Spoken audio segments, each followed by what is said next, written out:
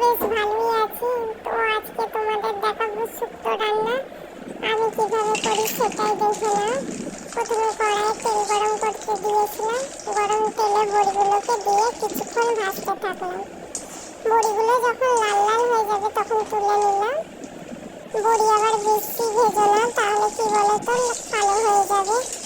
বেগুনগুলোকে ভেজে নিয়েছি, তারপর নুন হলুদ মাখানো কলাগুলোকে ভেজে নিলাম। কি বলতো, কলা কাটার পরেই নুন হলুদ মাখিয়ে রাখতে হবে, না হলে সেটা কালো হয়ে যায় রেখে দিলে। কেটে রাখা উচ্ছেগুলোকে ভেজে নিলাম। উচ্ছে একটু বেশি করে ভাজতে হবে, না হলে তেতো ভাব থেকে যায়। তেলে পাঁচ ফোড়ন, তেজপাতা, শুকনো লঙ্কা দিয়ে কিছুক্ষণ নাড়াচাড়া করলাম। তারপর তাতে কেটে রাখা আলু, ডাঁটা, কচু এগুলো দিয়ে দিলাম। শুক্তোতে অনেকে কি বলতো হলুদ ব্যবহার করে না, আমি সামান্য পরিমাণে হলুদ দিয়েছিলাম কালার আসার জন্য।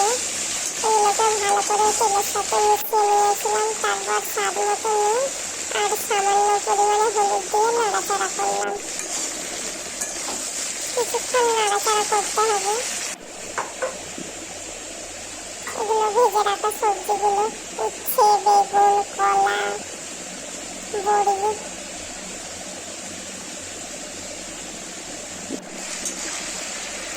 আলুটা একটু সেদ্ধ হয়ে এলে তাতে সামান্য পরিমাণে জল দিয়ে নাড়াচাড়া করতে হবে।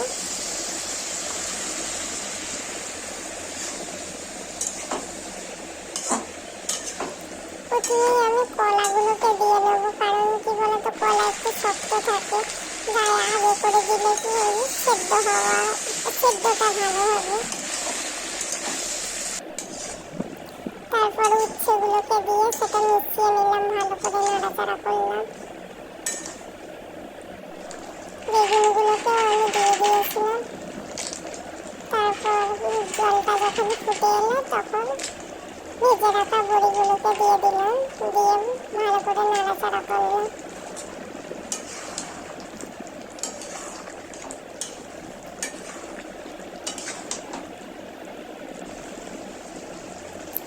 কিছুক্ষণ পর এক বাটি দুধ দিয়ে দিলাম আর সামান্য পরিমাণে জল। তোমরা সমস্ত রান্নাটা দুধ দিয়েও করতে পারো। তারপর ফুটে গেলে সামান্য পরিমাণে চিনি দিয়ে দিলাম। রেডি হয়ে গেল আমার